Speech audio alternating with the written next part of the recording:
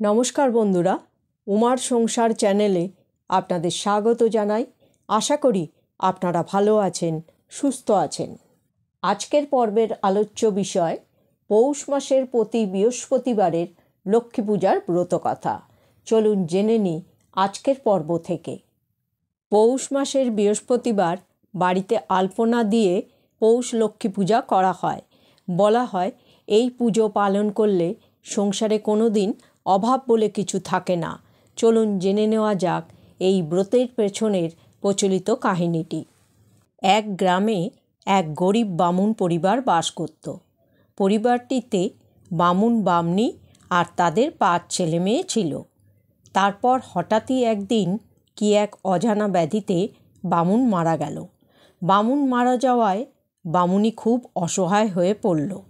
বামুনি তার ছেলে মেয়েদের নিয়ে যেন অথই জলে পড়ে গেল। তাদের দিন চলা দায় হলো। কোনো দিন আহার জুটত তো কোনো দিন জুটত না। ভিক্ষা করে যা পেত তাই দিয়ে তারা কোনো রকমে দিন কাটাতো। ছেলে মেয়েদের মধ্যে মেয়েটি ছিল সবচেয়ে বড়। তবে তাদের মামার বাড়ির অবস্থা ছিল খুব ভালো। একদিন মেয়েটি তার মাকে বলল, মা, তুমি মামার বাড়ি যাও না, মামা যদি আমাদের সাহায্য করে। বামুনি অনেক ভাবনা চিন্তা করে শেষে ছেলে মেয়ের মুখের দিকে তাকিয়ে তার বাপের বাড়ি গেল। কিন্তু গিয়ে দেখল তার ভাই বাড়িতে নেই। অনেক দিন পর ননদকে দেখে বামনির ভাজ তার এখানে আসার কারণ জানতে চাইল। বামনি তার দুঃখ কষ্টের সব কথা বলল। তাই শুনে ভাজ তাকে বলল, তা তোমার ভাই তো এখন বাড়িতে নেই, এক কাজ করো, তুমি বরং রোজ এসে চাল ঝেড়ে দেবে, আর যা খুদকুড়ো বেরোবে তা নিয়ে যাবে। বামনির এই দুঃখের দিনে তার ভাজের এই প্রস্তাবে সে রাজি হয়ে গেল। খুদ সিদ্ধ করেই অন্তত সে ছেলে মেয়েদের আধপেটা তো খেতে দিতে পারবে। এই ভেবে সে তার ভাইয়ের বাড়িতে রোজ চাল ঝেড়ে দিত আর খুদ কুড়ো যা বাঁচত তা ঘরে নিয়ে যেত। একদিন বামনির মেয়ে তার মাকে বলল, মা, রোজ ভাইয়েরা শুধু খুদ সেদ্ধ খেতে পারে না, তুমি মামির কাছ থেকে একটু তরকারি নিয়ে আসবে। বামনি তার ভাজের কাছে সে কথা জানালে তার ভাজ বলল, না না, কোনো তরকারি হবে না। এরপর বামনি তার ভাজের কাছে 2টো লাউ পাতা চাইল, তাই দিয়ে তরকারি রাঁধবে বলে। তা শুনে তার ভাজ বলল, তোমার ভাই তো লাউ পাতা সব গুনে রেখেছে গো, ওতে হাত দেওয়া যাবে না। এই শুনে বামনি আর কিছু বলল না। এইভাবেই দিন কেটে যেতে লাগলো। এরপর একদিন বামনির ভাজ বামনিকে তার মাথার উকুন বেচে দিতে বলল।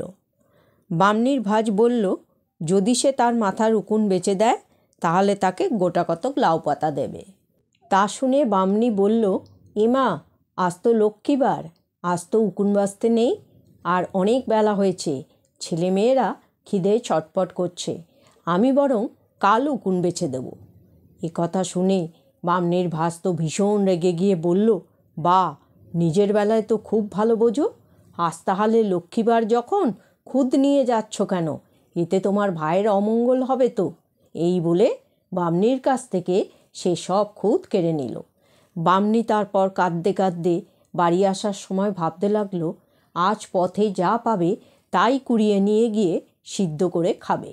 কিন্তু তার এমনই ভাগ্য যে সে যাবার পথে দেখল এক মস্ত বড় সাপ মরে পড়ে আছে। বামনি তাই কুড়িয়ে নিয়ে ভাবতে লাগলো, আজ এই সাপ সিদ্ধ করে খেয়ে সবাই একসাথে মরবে। সাপটাকে ঘরে এনে কেটে নুন দিয়ে সিদ্ধ করার সময় সে দেখল সাপটাকে যত ফোটানো হয় তার থেকে তত সোনার ফেনা বেরোয়।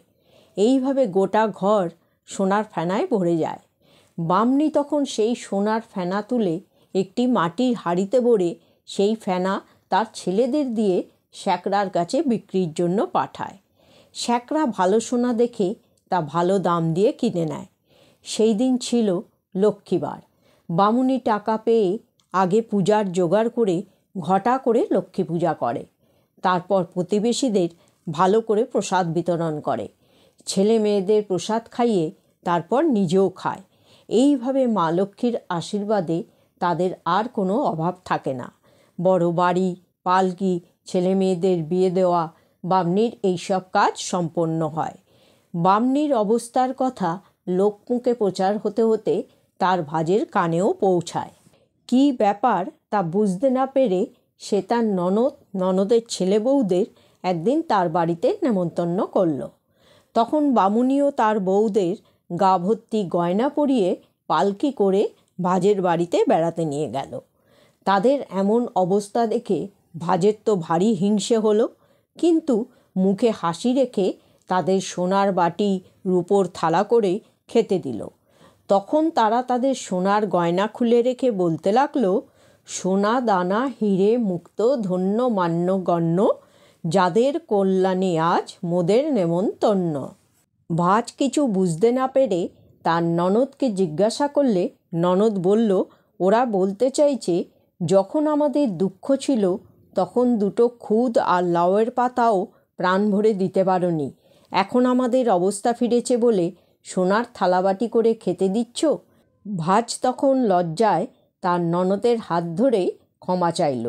এরপর বামনি তার ছেলে বৌমাদের নিয়ে বাড়ি ফিরে এলো। অনেক দিন সুখে সংসার করে তার বৌমাদের লক্ষ্মী পূজার সব নিয়ম শিখিয়ে দিয়ে অবশেষে বামুনি স্বর্গে পাড়ি দিল। এইভাবে ধীরে ধীরে পৌষ মাসের লক্ষ্মী পূজার কথা চারিদিকে ছড়িয়ে পড়ল। বন্ধুরা, আশা করি আজকের পর্বটি আপনাদের ভালো লেগেছে। যদি ভালো লাগে তাহলে অবশ্যই লাইক, শেয়ার, কমেন্টস এবং সাবস্ক্রাইব করবেন। সকলে ভালো থাকুন, সুস্থ থাকুন। জয় শ্রীকৃষ্ণ। রাধে রাধে।